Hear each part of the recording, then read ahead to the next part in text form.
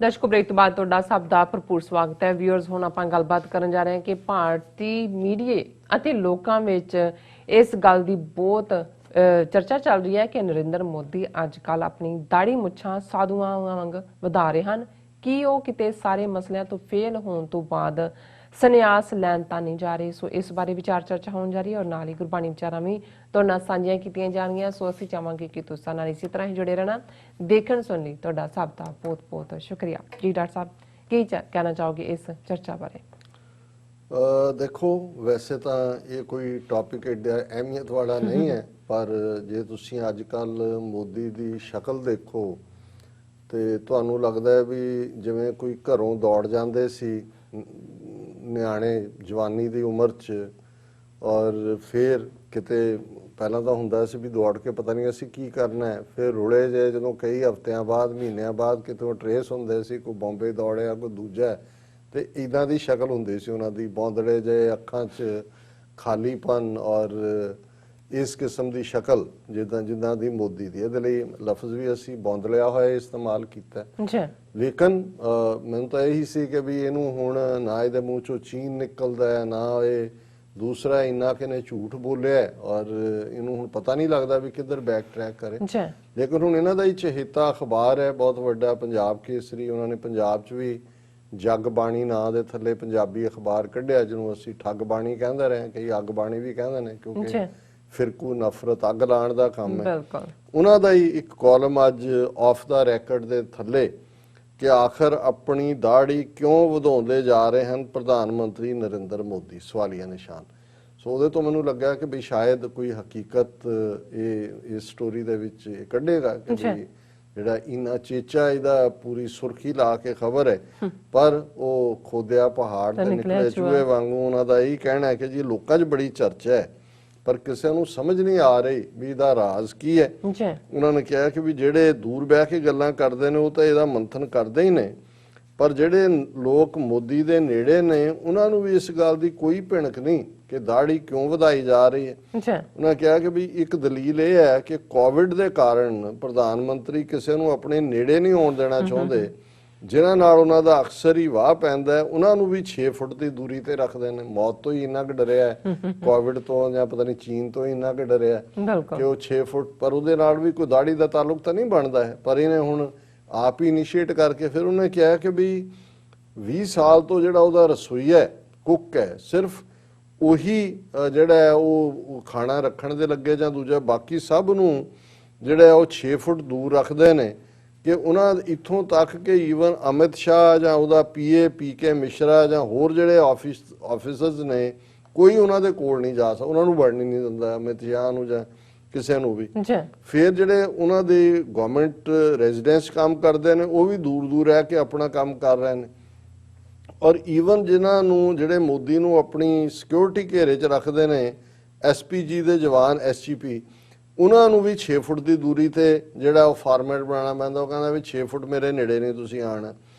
ਔਰ ਇਸ ਤੋਂ ਨਾਲ ਨਾਲ ਉਹਨਾਂ ਕਿਹਾ ਕਿ ਵੀ ਸ਼ਾਇਦ ਉਹਨੂੰ ਮੋਦੀ ਨੂੰ ਇਹ ਲੱਗਦਾ ਹੈ ਕਿ ਵੀ ਭਲਾਈ ਇਸ 'ਚ ਹੀ ਹੈ ਕਿ ਦਾੜੀ ਵੱਧਦੀ ਹੈ ਤਾਂ ਵਧਣ ਦਿਓ, ਦੂਰ ਦੂਰ ਤੋਂ ਹੀ ਰਾਮ ਰਾਮ ਕਰਕੇ ਕੰਮ ਚਲਾਇਆ ਜਾਏ। पर कुछ कहते हैं जी मोदी का यह है भी इस दे राही वो रब्बी दैवी मदद की इच्छा कर रहा है कि भी वो गोडियां परने होके वो कह रहा कि भगवान चीन चले जाए, जहाँ से आया है चले जाए, और कुछ हो जाए दैवी मदद के भी जिमें बड़ी कोई साधना कर रहा है। और उन्होंने पर उन्होंने ये भी कहा कि भी ये भी हो सकता है कि भी वो इसलिए ना करा रहा हो भी कि जिहड़ा नाई ने नेड़े आना है वो ही ना करते कुछ भावें उन्होंने। सो कुल मिला के उन्हें यही कहा कि भी ये हुण हो सकता है भी वो सारे चों कोरोना वायरस खत्म होने तो बाद पता लगेगा की है। पर मैं समझदा भी असली गल जिहड़ी है वो इहदे च करके इनिशिएट तो कर लिया, लेकिन वो लुकाई हुई है कि मोदी दौड़न की तैयारी कर रहे कि जिवें अगे अपनी घर वाली नूं छड्ड के दौड़िया सी, रातों रात लभ्या नहीं, और हुण इहनूं उदों भी जिम्मेवारियां तो दौड़िया। होर तां कोई एडी गल नहीं है, जे तुसीं करनी है सेवा भी किसी आइडियोलॉजी की करनी है, ये तो नहीं है गल। लेकिन इस सारे च जे तुसीं टाइम लाइन देखो, इस दी बिल्कुल चुप्पी देखो। हुण जो कुछ यूपी दे विच हो रहा है, ਹਾਥਰਸ 'ਚ ਹੋਇਆ, ਬਲਰਾਮਪੁਰ 'ਚ ਹੋਇਆ, ਕਿਸਾਨਾਂ ਦੇ ਮੁੱਦੇ ਦੇ ਉੱਤੇ ਵੀ 2 ਟਵੀਟਸ ਕਰਕੇ ਕਿ ਜੀ ਗੁੰਮਰਾਹ ਕੀਤਾ ਜਾ ਰਿਹਾ ਬਸ। ਨਹੀਂ ਤਾਂ ਇਹੀ ਮੋਦੀ ਜਿਹੜਾ ਕਿ ਜਿਹੜੀ ਗੱਲ ਕੋਈ ਨਹੀਂ ਵੀ ਹੈ ਉਹਦੇ 'ਚ ਵੀ ਜੁਮਲੇ ਦੇ ਨਾਲ ਜੁਮਲਾ ਰਲਾ ਕੇ, ਉਹ ਤਾਂ ਇਹਦੀ ਐਕਸਪਰਟਿਜ਼ ਹੀ ਹੈ, ਸਾਰੀ ਉਮਰ ਇਹੀ ਕੰਮ ਕੀਤਾ ਇਹਨੇ। ਲੇਕਿਨ ਜਿਵੇਂ ਉਹਨੇ ਚੁੱਪ ਧਾਰੀ ਹੈ, ਜਿਵੇਂ ਈਵਨ ਜੈ ਸ਼ੰਕਰ ਜਿਹਦਾ ਅਸੀਂ ਜ਼ਿਕਰ ਕੀਤਾ ਹੈ ਕਿ ਕੁਐਡ ਮੀਟਿੰਗ ਟੋਕੀਓ 'ਚ ਹੋਈ, ਚੀਨ ਦਾ ਨਾਂ ਤੱਕ ਨਹੀਂ ਲਿਆ। ਉਹ ਮਾਈਕ ਪੋਂਪੀਓ ਕਹਿ ਰਿਹਾ ਜੀ ਇਹ ਅਸੀਂ ਚੀਨ ਨੂੰ ਜਿਹੜਾ ਅਥੋਰੀਟੇਰੀਅਨ ਹੈ ਫਲਾਣਾ ਘੇਰ ਰਹੇ ਆ, ਪਰ ਉਹਦੇ ਇੰਡੀਆ ਦੇ ਮੂੰਹ ਵੀ ਨਹੀਂ ਨਿਕਲਿਆ। ਉਹ ਹਾਲਾਂ ਮਾਈਕ ਪੋਂਪੀਓ ਕਨਫਲਿਕਟ ਦੇ ਵਿੱਚ ਹਿਮਾਲੀਅਨ ਕਨਫਲਿਕਟ ਦੀ ਗੱਲ ਕਰ ਰਿਹਾ ਚੀਨ ਦੇ, ਵਿਦਆਊਟ ਮੈਂਸ਼ਨਿੰਗ ਲਦਾਖ ਜਾਂ ਦੂਜਾ। ਹੁਣ ਇਸ ਸਾਰੇ ਚੋਂ ਮੈਨੂੰ ਇਹ ਲੱਗਦਾ ਹੈ ਕਿ ਵੀ ਇਹ ਇੱਕ ਪਾਸੇ ਤਾਂ ਜ਼ਾਹਰ ਹੈ ਕਿ ਇਹ ਉਹਦੀ ਜੇ ਤੁਸੀਂ ਸ਼ਕਲ ਧਿਆਨ ਦੇ ਨਾਲ ਦੇਖੋ ਤਾਂ ਉਹ ਡੀਪ ਡਿਪਰੈਸ਼ਨ ਦੇ ਵਿੱਚ ਹੈ, ਫਰਸਟ੍ਰੇਸ਼ਨ ਚ ਹੈ। ਤੁਸੀਂ ਹੁਣ ਝੂਠ ਬੋਲ ਬੋਲ ਕੇ ਕਿੱਥੋਂ ਤੱਕ ਜਾਓਗੇ? ਤੇ ਫਿਰ ਕਿਤੇ ਨਾ ਕਿਤੇ ਦੌੜਨ ਦੀ ਤਿਆਰੀ ਵੀ ਹੈ। ਔਰ ਦੌੜਨ ਦੇ ਤਾਂ ਫਿਰ ਇਹੀ ਹੈ ਜਿਵੇਂ ਹੁਣ ਉਹ ਜਦੋਂ ਲਾਸਟ ਚੋਣਾਂ ਦੇ ਵੇਲੇ ਇਹਦਾ ਸੀ ਕਿ ਵੀ ਪਤਾ ਨਹੀਂ ਜਾ ਕੇ ਉੱਥੇ ਅਮਰਨਾਥ ਦੀ ਕੇਵ ਦੇ ਵਿੱਚ ਛੁਪ ਗਿਆ, ਕੈਮਰੇ ਵਾਲੇ ਨਾਲ ਲੈ ਗਿਆ ਕਿ ਵੀ ਦੇਖੋ ਮੋਦੀ ਜੀ ਤਪੱਸਿਆ ਕਰ ਰਹੇ ਨੇ। ਫਿਰ ਇਹੀ ਹੋਏਗਾ ਕਿ ਹੁਣ ਲੋਕਾਂ ਨੂੰ ਤੁਸੀਂ ਜਵਾਬਦੇਹੀ ਕੀ ਕਰਨੀ ਹੈ? ਸਿਆਸਤ ਦਾ ਮੁੜ ਕੇ ਤੁਹਾਡੀ ਕੋਈ ਵਟਿਆ ਨਹੀਂ ਜਾਣਾ। ਫਿਰ ਇਹ ਹੋਏਗਾ ਕਿ ਜੀ ਮੋਦੀ ਜੀ ਜਿਹੜੇ ਨੇ ਉਹ ਤਾਂ ਬ੍ਰਹਮ ਗਿਆਨੀ ਹੋ ਗਏ ਔਰ ਉਹਨਾਂ ਨੇ ਸੰਸਾਰ ਨੂੰ ਪਹਿਲਾਂ ਹੀ ਛੱਡਿਆ ਸੀ, ਹੁਣ ਦੁਨੀਆ ਨੂੰ ਵੀ ਛੱਡਣ ਦੀ ਤਿਆਰੀ ਕਰ ਰਹੇ ਨੇ ਔਰ ਉਸ 'ਚ ਲੁਕਣਾ ਵੀ ਸੌਖਾ ਹੁੰਦਾ ਹੈ। ਲੇਕਿਨ ਇਹ ਇਸ ਕਿਸਮ ਦੀਆਂ ਡਰਾਮੇਬਾਜ਼ੀਆਂ ਇਹ ਪਹਿਲਾਂ ਵੀ ਕਰਦਾ ਰਿਹਾ, ਹਾਲਾਂਕਿ ਕੋਈ ਏਡੀ ਗੱਲ ਨਹੀਂ ਸੀ, ਪਰ ਮੈਨੂੰ ਲੱਗਾ ਕਿ ਵੀ ਚਲੋ ਥੋੜਾ ਬਹੁਤ ਹਲਕਾ ਅੰਦਾਜ਼ ਵੀ ਰਹਿਣਾ ਚਾਹੀਦਾ ਹੈ। ਔਰ ਜੇ ਸਾਡੇ ਵਿਊਅਰ ਵੀ ਸਾਨੂੰ ਦੱਸ ਸਕਣ ਕਿ ਉਹ ਕੀ ਸਪੈਕੂਲੇਟ ਕਰਦੇ ਨੇ ਕਿ ਇਹ ਜਿਹੜਾ ਇਹਨੇ ਜਿਹੜਾ ਬਿਲਕੁਲ ਛਛੋਰਾ ਜਿਹਾ ਰਹਿਣ ਵਾਲਾ ਔਰ ਉਦਾਂ ਦੇ ਕੱਪੜੇ ਨਮੋ ਨਮੋ ਵਾਲੇ ਪਾਣ ਦੇ ਔਰ ਗੋਗਲਸ ਕੋਈ ਤੇ ਮੋਰਾਂ ਦੇ ਨਾਲ ਖੇਡਣ ਦਾ ਵੀ ਡਰਾਮਾ, ਤੇ ਦੂਜਾ ਵੀ ਆਲ ਆਫ ਏ ਸਡਨ ਇਹ ਇੱਕ ਬੌਂਦਲਿਆ ਹੋਇਆ ਗਵਾਚਿਆ ਹੋਇਆ ਘਰੋਂ ਦੌੜੇ ਉਸ ਨੌਜਵਾਨ ਵਾਂਗ ਜਿਹਨੂੰ ਪਤਾ ਹੀ ਨਹੀਂ ਹੈ ਕਿ ਉਸਦੀ ਮੂੰਹ ਦੇ ਕੀ ਹੈ ਤੇ ਉਹਦੀ ਓਵਰਆਲ ਉਹਦੇ ਵਿਹਾਰ ਚ ਕੀ ਹੈ। ਸੋ ਜੇ ਉਹ ਵੀ ਸਪੈਕੂਲੇਸ਼ਨ ਕਰਨਾ ਚਾਹਣ, ਸਪੈਕੂਲੇਸ਼ਨ ਹੈ ਔਰ ਉਹ ਵੈਲਕਮ ਹੋਏਗੀ। ਅਸੀਂ ਕਲੋਜ਼ਿੰਗ ਦੇ ਵਿੱਚ ਜਿਵੇਂ ਸਾਡੇ ਇੱਕ ਵੀਰ ਨੇ ਲਿਖਿਆ ਕਿ ਤੁਸੀਂ ਜਿਹੜਾ ਐਂਡ ਆਪਣੇ ਗੁਰੂ ਸਾਹਿਬਾਨ ਦੇ ਕਲਾਮ ਨਾਲ ਜਾਂ ਬਾਣੀ ਨਾਲ ਕਰਿਆ ਕਰੋ। ਸ਼ਾਇਦ ਮੈਂ ਵੀ ਕਹਾਂਗਾ ਕਿ ਵੀ ਜਿਹੜੇ ਕਈ ਕੱਲਾ ਸੈਗਮੈਂਟ ਦੇਖਦੇ ਨੇ ਉਹਨਾਂ ਨੂੰ ਇਹ ਲੱਗਦਾ ਹੋਵੇਗਾ ਕਿ ਸ਼ਾਇਦ ਅਸੀਂ ਜ਼ਿਕਰ ਨਹੀਂ ਕਰਦੇ। ਸਾਡਾ ਪ੍ਰੋਗਰਾਮ ਕਦੇ ਵੀ ਜਦੋਂ ਤੋਂ ਅਸੀਂ ਇਹ segment nuggets of spiritual wisdom ਦੇ ਥੱਲੇ ਸ਼ੁਰੂ ਕੀਤਾ, ਬੇਸ਼ੱਕ ਹੈਡਲਾਈਨ ਅਸੀਂ ਹੁਣ ਕੋਈ ਪੋਲੀਟੀਕਲ ਟੌਪਿਕ ਦੀ ਦਿੰਦੇ ਹਾਂ, ਲੇਕਿਨ ਸਾਡਾ ਪ੍ਰੋਗਰਾਮ ਹਮੇਸ਼ਾ ਹੀ ਕਲੋਜ਼ਿੰਗ ਜਿਹੜੀ ਹੈ ਉਹ ਸਪਿਰਿਚੁਅਲ ਨਗੇਟ ਆਫ ਵਿਜ਼ਡਮ ਦੇ ਨਾਲ ਹੀ ਹੁੰਦੀ ਹੈ। ਔਰ ਜਿਹੜੇ ਕਬੀਰ ਸਾਹਿਬ ਦੇ 2 ਸ਼ਲੋਕ 36 ਤੇ 37 ਨੰਬਰ ਜਿਹੜੇ ਇਸ ਗੱਲ ਦੀ, ਦੇਖੋ ਸੂਫੀਆਨਾ ਬਜ਼ੁਰਗ ਹੋਣ, ਰੂਹਾਨੀ ਪੈਗੰਬਰ ਹੋਣ, ਇਸ ਦੁਨੀਆ ਔਰ ਅਸਲ ਦੁਨੀਆ ਦੀ ਹਕੀਕਤ ਦੱਸਣ ਵਾਲੇ ਹੋਣ, ਉਹ ਇੱਕ ਗੱਲ ਦੇ ਉੱਤੇ ਫੋਕਸ ਜ਼ਰੂਰ ਹੁੰਦਾ ਹੈ ਕਿਉਂਕਿ ਉੱਥੋਂ ਹੀ ਗੱਲ ਦੀ ਸਮਝ ਆਉਂਦੀ ਹੈ ਕਿ ਭਾਈ ਤੂੰ ਜੋ ਵੀ ਹੈ, ਤੇਰੀ ਇਹ ਖੂਬਸੂਰਤ ਤੇਰੀ ਦੇਹ ਹੈ, ਬਾਡੀ ਹੈ, ਵਜੂਦ ਹੈ ਔਰ ਤੈਨੂੰ ਲੱਗਦਾ ਹੈ ਕਿ ਤੂੰ ਬਹੁਤ ਖੁਸ਼ੀਆਂ ਮਾਣ ਰਿਹਾ, ਆਨੰਦ ਮਾਣ ਰਿਹਾ, ਸਵਾਦ ਲੈ ਰਿਹਾ, ਚਸਕੇ ਲੈ ਰਿਹਾ, ਪਰ ਇਸ ਸਰੀਰ ਨੇ, ਇਸ ਵਜੂਦ ਨੇ, ਇਸ ਦੇਹ ਨੇ ਰਹਿਣਾ ਨਹੀਂ।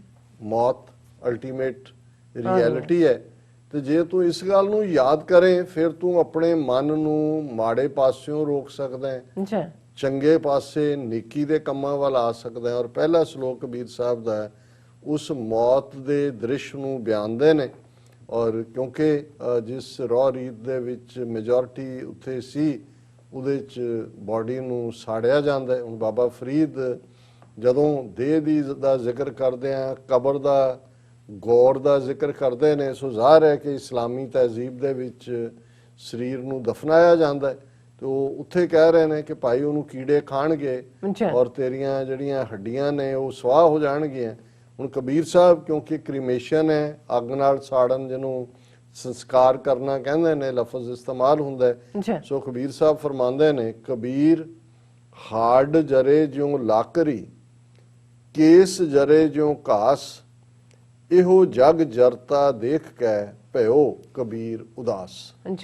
ਹੁਣ ਉਹ ਕਿਸੇ ਕ੍ਰੀਮੇਸ਼ਨ ਦੇ ਉੱਤੇ ਨੇ ਔਰ ਉਹ ਦੇਖ ਰਹੇ ਨੇ ਕਿ ਜਿਸ ਦੇਹ ਨੂੰ ਪਾਲਿਆ ਪੋਸਿਆ ਕਿਵੇਂ ਕਿਵੇਂ ਕਿਵੇਂ ਕਿੰਨੇ ਵਰੇ ਜਿਸ ਦੇ ਸਵਾਦਾਂ 'ਚ ਜ਼ਿੰਦਗੀ ਗੁਜ਼ਾਰੀ, ਜਿਉਂ ਹੀ ਤੀਲੀ ਲੱਗੀ ਤੇ ਹੱਡੀਆਂ ਜਿਹੜੀਆਂ ਨੇ ਉਹ ਵੀ ਸੜ ਕੇ ਸਵਾਹ ਹੋ ਗਈਆਂ। ਕਬੀਰ ਹਾਡ ਜਰੇ ਜਿਉਂ ਲਾਕਰੀ, ਕਿ ਹੱਡੀਆਂ ਇਵੇਂ ਸੜੀਆਂ ਜਿਵੇਂ ਲੱਕੜ ਚੁੱਲ੍ਹੇ ਦੇ ਵਿੱਚ ਤੁਸੀਂ ਪਾਈ ਹੋਏ ਸੜਦੀ ਹੈ। ਅੱਛਾ। ਕੇਸ ਜਰੇ ਜਿਉਂ ਘਾਸ, ਸਿਰ ਦੇ ਵਾਲ ਕੇਸ ਜਿਹੜੇ ਨੇ ਉਹ ਇਵੇਂ ਜਿਵੇਂ ਘਾਹ ਸੜਦਾ ਹੈ। ਬਿਲਕੁਲ। ਔਰ ਇਹੋ ਜਗ ਜਰਤਾ ਦੇਖ ਕੇ ਭਇਓ ਕਬੀਰ ਉਦਾਸ, ਕਿ ਮੈਂ ਇਹ ਦੇਖ ਰਿਹਾ ਹਾਂ ਕਿ ਵੀ ਇਹ ਅਲਟੀਮੇਟ ਹਕੀਕਤ ਹੈ, ਪਰ ਇਹਦੇ ਬਾਵਜੂਦ ਦੁਨੀਆ ਈਰਖਾ ਦੀ ਅੱਗ ਵਿੱਚ, ਡਿਜ਼ਾਇਰਸ ਦੀ ਅੱਗ ਵਿੱਚ ਸੜ ਰਹੀ ਹੈ। ਇਹੋ ਜਗ ਹੁਣ ਇੱਕ ਪਾਸੇ ਕ੍ਰੇਮੇਟੋਰੀਅਮ ਦੀ ਅੱਗ ਹੈ, ਇੱਕ ਪਾਸੇ ਸਾਡੇ ਅੰਦਰ ਲੱਗੀ ਤਮਾ ਦੀ, ਅਨਾਹ ਦੀ, ਡਿਜ਼ਾਇਰਸ ਦੀ ਅੱਗ ਹੈ। ਕਬੀਰ ਸਾਹਿਬ ਉਸ ਹਕੀਕਤ ਨੂੰ ਦੇਖ ਕੇ ਕਹਿੰਦੇ ਨੇ, ਜਦੋਂ ਮੈਂ ਦੇਖਦਾ ਹਾਂ ਕਿ ਇਹ ਦੁਨੀਆ ਕਿਵੇਂ ਡਿਜ਼ਾਇਰਸ ਦੀ ਅੱਗ ਵਿੱਚ ਸੜ ਰਹੀ ਹੈ, ਇਹੋ ਜਗ ਜਰਤਾ ਦੇਖ ਕੇ ਭਇਓ ਕਬੀਰ ਉਦਾਸ, ਤੇ ਮੈਂ ਇਸ ਮੋਹ ਨੂੰ ਛੱਡਦਾ, ਮੈਂ ਇਸ ਤੋਂ ਮੈਂ ਆਪਣੀ ਉਪਰਾਮਤਾ ਲੈਂਦਾ। ਹੁਣ ਇੱਕ ਉਦਾਸੀ ਸੈਡਨੈਸ ਹੈ, ਇੱਕ ਉਦਾਸੀ ਹੈ ਕਿ ਵੀ ਤੁਸੀਂ ਦੁਨੀਆ ਦੇ ਜਿਹੜੇ ਸ਼ੌਕ ਚੋਲ ਨੇ, ਸ਼ੌਕ ਸਵਾਦ ਨੇ, ਉਹਨਾਂ ਤੋਂ ਤੁਸੀਂ ਉਦਾਸ ਹੋ ਜਾਂਦੇ ਹੋ, ਉਹਨਾਂ ਵੱਲ ਤੁਸੀਂ ਪਿੱਠ ਕਰ ਲੈਂਦੇ ਹੋ। ਦੂਸਰਾ ਸ਼ਲੋਕ ਵੀ ਇਸੇ ਥਾਟ ਨੂੰ ਰੀਇਨਫੋਰਸ ਕਰਦਾ ਹੈ। ਕਬੀਰ ਗਰਬ ਨਾ ਕੀਜੀਐ ਚਾਮ ਲਪੇਟੇ ਹਾਡ, ਹੈਵਰ ਉਪਰ ਛਤਰ ਤਰ ਤੇ ਫੁਨ ਧਰਨੀ ਗਾੜ। ਹੁਣ ਉੱਪਰ ਉਹਨਾਂ ਨੇ ਕ੍ਰੀਮੇਸ਼ਨ ਦੀ ਗੱਲ ਕਰਦੇ ਆ, ਗੱਲ ਕੀਤੀ ਕਿ ਭਾਈ ਹੱਡੀਆਂ ਵੀ ਲੱਕੜ ਵਾਂਗ ਤੇ ਕੇਸ ਘਾਹ ਵਾਂਗ ਸੜ ਜਾਣੇ ਨੇ। ਹੁਣ ਉਹ ਦੂਸਰੀ ਪ੍ਰੋਸੈਸ ਦੀ ਗੱਲ ਕੀਤੀ, ਦਫਨਾਨ ਦੇ ਥੱਲੇ। ਔਰ ਉਹਨਾਂ ਨੇ ਕਿਹਾ ਦੇਖੋ ਇਹ ਬੰਦਾ ਜਿਹੜਾ ਹੰਕਾਰ ਦੇ ਵਿੱਚ ਸੀ, ਗਰਭ, ਕਿਉਂਕਿ ਉਹਦੇ ਵੱਡੇ ਵੱਡੇ ਮਹਿਲ ਸੀ, ਉੱਚਾ ਦੇਖ ਆਵਾਸ, ਬਹੁਤ ਵੱਡਾ ਘਰ ਸੀ, ਚੁਬਾਰੇ ਸੀ, ਉੱਚੀਆਂ ਛੱਤਾਂ ਸੀ, ਪਰ ਨਾਲ ਉਹਨਾਂ ਨੇ ਕਿਹਾ ਕਿ ਕਬੀਰ ਗਰਭ ਨਾ ਕੀਜੀਏ, ਉੱਚਾ ਦੇਖ ਆਵਾਸ, ਕਿ ਉੱਚੇ ਉੱਚੇ ਘਰ, ਵੱਡੇ ਵੱਡੇ ਮਹਿਲ, ਵੱਡੇ ਵੱਡੀਆਂ ਮਾੜੀਆਂ ਦੇਖ ਕੇ ਹੰਕਾਰ ਨਾ ਕਰ, ਕਿਉਂਕਿ ਕਬੀਰ ਨਹੀਂ, ਮੈਂ ਥਰਡ ਤੇ ਆ ਗਿਆ, ਕਬੀਰ ਗਰਭ ਨਾ ਕੀਜੀਏ ਚਾਮ ਲਪੇਟੇ ਹਾਡ। ਕਬੀਰ ਸਾਹਿਬ ਕਹਿੰਦੇ ਨੇ ਵੀ ਹੰਕਾਰ ਨਾ ਕਰ, ਇਹ ਜਿਹੜੇ ਤੇਰੀਆਂ ਹੱਡੀਆਂ ਨੇ ਇਹਨਾਂ ਨੂੰ ਤਾਂ ਚਮੜੇ ਨੇ ਲਪੇਟਿਆ ਹੋਇਆ, ਹੋਰ ਕੁਝ ਵੀ ਨਹੀਂ ਹੈ। ਤੂੰ ਸਮਝਦਾ ਵੀ ਪਤਾ ਨਹੀਂ ਤੂੰ ਕੀ ਚੁੱਕੀ। ਕਬੀਰ ਗਰਭ ਨਾ ਕੀਜੀਏ ਚਾਮ ਲਪੇਟੇ ਹਾਡ, ਹੈਵਰ ਉੱਪਰ ਛਤਰ ਧਰ। ਹੁਣ ਹੈਵਰ ਕਹਿੰਦੇ ਨੇ ਘੋੜੇ ਨੂੰ, ਬਹੁਤ ਸੋਹਣਾ ਕੀਮਤੀ ਘੋੜਾ, ਬੜਾ ਚੰਗੀ ਨਸਲ ਦਾ, ਕਿ ਵੀ ਤੂੰ ਜਦੋਂ ਘੋੜੇ ਤੇ ਸਵਾਰ ਹੈ, ਛਤਰ ਤੇਰੇ ਸਿਰ ਦੇ ਉੱਤੇ ਜਿਹੜਾ ਛਤਰ ਝੂਲਦਾ, ਕਿਉਂਕਿ ਜਿਹੜੇ ਬਾਦਸ਼ਾਹ ਸੀ, ਸੋਵਰਨ ਸੀ, ਉਹਨਾਂ ਦਾ ਜਦੋਂ ਅਸੀਂ ਛਤਰਧਾਰੀ ਕਹਿੰਦੇ ਆ ਤਾਂ ਮਤਲਬ ਇਹ ਹੈ ਕਿ ਉਹ ਈਵਨ ਜਦੋਂ ਦਰਬਾਰ 'ਚ ਬੈਠੇ ਨੇ, ਤਖਤ ਤੇ ਬੈਠੇ ਨੇ, ਉੱਤੇ ਉਹਨਾਂ ਦੇ ਕੈਨੋਪੀ ਹੈ, ਤੇ ਜਦੋਂ ਬਾਹਰ ਵੀ ਹੁੰਦੇ ਸੀ, ਤੁਸੀਂ ਕਦੇ ਕੁਈਨ ਆਫ ਇੰਗਲੈਂਡ ਵੀ ਦੇਖੋ ਤੇ ਉੱਪਰ ਇੱਕ ਉਹਦੇ ਤੇ ਛਤਰੀ ਹੁੰਦੀ ਹੈ ਜਿਹੜੀ ਬੜੀ ਡਿਜ਼ਾਈਨ ਜਾਂ ਕਈ ਵਾਰੀ 골ਡਨ ਹੁੰਦੀ ਸੀ ਆਮ ਹਾਲਤ 'ਚ, ਇਹ ਦੱਸਣ ਦੇ ਲਈ ਕਿ ਭਾਈ ਇਹ ਬਾਦਸ਼ਾਹ ਹੈ। ਸੋ ਕਬੀਰ ਸਾਹਿਬ ਕਹਿੰਦੇ ਨੇ ਹੈਵਰ ਉੱਪਰ ਛਤਰ ਤਰ, ਕਿ ਤੇਰੇ ਸਿਰ ਦੇ ਉੱਤੇ ਛਤਰ ਹੈ, ਤੂੰ ਉਹਦੇ ਥੱਲੇ ਹੈ ਔਰ ਘੋੜੇ ਤੇ ਸਵਾਰ ਹੈ, ਪਰ ਇੱਕ ਗੱਲ ਯਾਦ ਰੱਖ, ਤੇ ਫੁਨ ਧਰਤੀ ਗਾੜ, ਕਿ ਅਲਟੀਮੇਟਲੀ ਇਸ ਵਜੂਦ ਨੇ ਜ਼ਮੀਨ ਦੇ ਵਿੱਚ ਗੱਡੇ ਜਾਣਾ, ਇਸ ਨੂੰ ਦਫਨ ਕੀਤਾ ਜਾਣਾ। ਇਹ ਤੇਰੀ ਪੋਪ ਲੀਲਾ, ਤੇਰਾ ਉਹ ਦੂਜਾ ਪਾਰਟ, ਔਰ ਮੈਂ ਕਿਉਂਕਿ ਤੀਸਰਾ ਸ਼ਲੋਕ ਟੱਚ ਕਰ ਲਿਆ ਹੋਇਆ ਤੇ ਮੈਂ ਇਹਨੂੰ ਵੀ ਡਿਸਕਸ ਕਰ ਲੈਣਾ, ਕਿਉਂਕਿ ਕਬੀਰ ਗਰਭ ਨਾ ਕੀਜੀਏ ਉੱਚਾ ਦੇਖ ਆਵਾਸ। ਕਬੀਰ ਸਾਹਿਬ ਕਹਿੰਦੇ ਨੇ ਕਿ ਹੰਕਾਰ ਨਾ ਕਰ, ਉੱਚਾ ਮਹਿਲ, ਉੱਚਾ ਘਰ ਦੇਖ ਕੇ, ਆਜ ਕਾਲ ਭੋਏ ਲੇਟਣਾ ਉੱਪਰ ਜਾਮੈ ਕਾਸ, ਕਿ ਅੱਜ ਜਾਂ ਕੱਲ ਅਲਟੀਮੇਟਲੀ ਉਹ ਤੂੰ ਉੱਚੇ ਘਰਾਂ 'ਚ ਰਹਿਣ ਵਾਲਾ, ਅਲਟੀਮੇਟਲੀ ਜ਼ਮੀਨ ਤੇ ਲੇਟਿਆ ਹੋਏਗਾ, ਕਬਰ ਦੇ ਵਿੱਚ ਦਫਨਾਇਆ ਹੋਏਗਾ। ਆਜ ਕਾਲ ਪੋਏ ਲੇਟਣਾ ਉੱਪਰ ਜਾਮੈ ਕਾਸ, ਕਿ ਉਸ ਦੇ ਉੱਤੇ ਤੇਰੀ ਕਬਰ ਤੇ ਫਿਰ ਸਿਰਫ ਘਾਹ ਹੀ ਉਗਣਾ, ਹੋਰ ਕੁਝ ਨਹੀਂ ਕੁਛ ਨਹੀਂ ਹੋਣਾ। ਸੋ ਇਹ ਅੱਜ ਦਾ ਵਿਚਾਰ ਹੈ। ਜੀ ਰਾਜ ਸਾਹਿਬ, ਤੁਹਾਡਾ ਬਹੁਤ ਬਹੁਤ ਸ਼ੁਕਰੀਆ। ਤੁਸੀਂ ਅੱਜ ਦੇ ਅਹਿਮ ਇਸ਼ੂ ਤੇ ਅੱਜ ਦਾ ਵਿਚਾਰ ਸਾਡੇ ਦਰਸ਼ਕਾਂ ਨਾਲ ਸਾਂਝਾ ਕੀਤਾ। ਸਸਨਾ ਆਪਣੀ ਵਿਊਜ਼ ਕੋਲ ਲੈਣੇ ਇਜਾਜ਼ਤ। ਵਿਊਅਰਸ, ਸਾਡੇ ਪ੍ਰੋਗਰਾਮ ਦਾ ਸਮਾਂ ਇੱਥੇ ਸਮਾਪਤ ਹੁੰਦਾ। ਤੁਸੀਂ ਆਪਣੀ ਰਾਏ ਤੇ ਸੁਝਾਅ ਸਾਨੂੰ ਭੇਜਣਾ ਭੁੱਲਣਾ। ਸਾਡੇ ਇਸ ਪਤੇ ਤੇ sos@tv84.tv ਤੇ ਅਸੀਂ ਆਪਣਾ ਪ੍ਰੋਗਰਾਮ ਲੈ ਕੇ ਫਿਰ ਦੁਬਾਰਾ ਤੁਹਾਡੇ ਸਨਮੁਖ ਹੋਵਾਂਗੇ। ਤਦ ਤੱਕ ਲਈ ਮੈਨੂੰ ਤੇ ਆਪਣਾ ਡਾਕਟਰ ਸੁਣਾ ਗਿਆ ਦੋ। ਦੇਖਦੇ ਰਹੋ TV84। ਬੁਲਾ ਦਿਓ ਫਤਿਹ। ਵਾਹਿਗੁਰੂ ਜੀ ਕਾ ਖਾਲਸਾ, ਵਾਹਿਗੁਰੂ ਜੀ ਕੀ ਫਤਿਹ। ਰੱਬ ਰਾਖਾ।